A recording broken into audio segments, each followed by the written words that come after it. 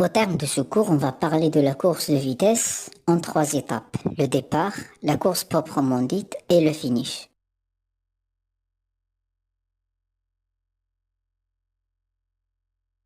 Commençons tout d'abord par le départ. Le départ se compose principalement de 3 moments. Avant-marche, pré et le départ est fictif qui comprend la poussée et l'accélération. Premièrement, avant-marche.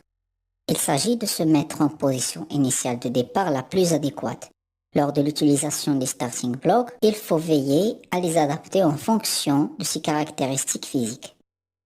Les 2 pieds et les mains sont en contact avec le sol, le genou placé en arrière touche le sol, les mains aussi, les doigts forment un arc, le dos et la tête sont alignés, le regard est orienté vers le sol. Deuxièmement, pré. L'objectif est de se trouver dans une position permettant un bon départ. Le genou placé en arrière s'élève du sol, les hanches sont plus hautes que les épaules, le tronc s'incline vers l'avant, les épaules s'avancent un peu et dépassent légèrement la plante des mains. Troisièmement, le départ effectif, qui se compose de la poussée et de l'accélération. Lors de la poussée, la réaction au signal du départ doit être au juste moment. Ni avant, ni après le signal. Les pieds poussent avec force sur le sol ou bien les blocs au moment où les mains quittent le sol. Le corps s'élève petit à petit et non pas en un seul coup. L'accélération. Toujours l'inclinaison vers l'avant est maintenue. La plante du pied avant se pose sur le sol pour faire une nouvelle poussée.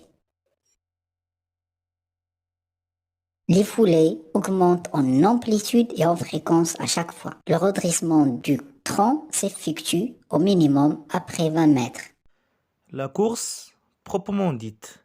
Chaque foulée comporte 2 phases d'appui et la suspension. Commençons tout d'abord par l'appui. Lors de la phase d'appui, le pied entre en contact avec le sol par la plante seulement. La phase d'appui se compose de phases de prise de contact plus poussée. Après la poussée, la jambe libre passe en avant du corps.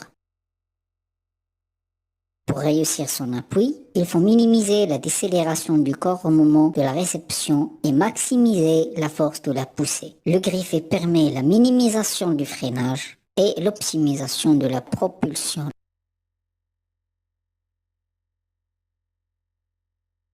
La distance entre 2 appuis est égale à l'amplitude de la foulée. Une bonne course dépend de l'amplitude de la foulée.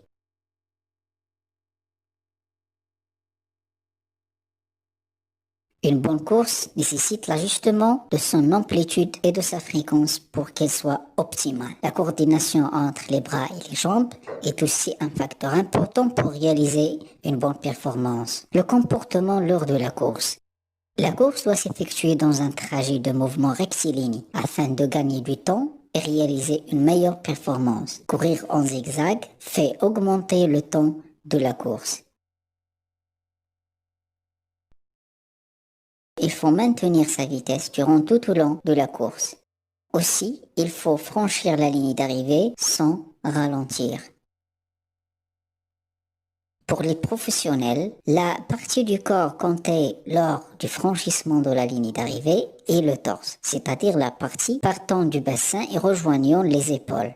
Pour nous à l'école, on compte n'importe quelle partie du corps franchissant en premier la ligne d'arrivée. Merci de votre attention.